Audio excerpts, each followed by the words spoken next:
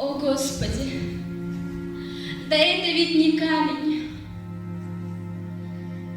От него так пахнет молоком. И в душе затрепетал надеждой пламень, а в горле встал ком. Так вот, что старики придумали. Вот за что женщины детьми рисковали. Они поняли, что мы им не враги, а просто несчастные женщины. А ночью в холоднейшем бараке я молилась мусульманскому Богу, да ничего не просила себе.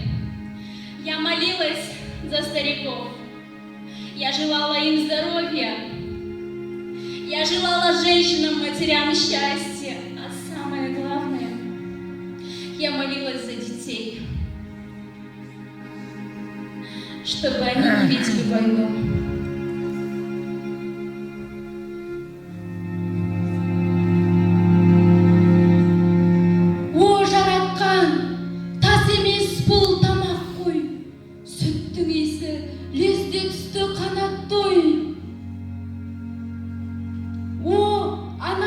Жесір қалмасын, балалар жетім болмасын, мәңгі тыныштық орнасын.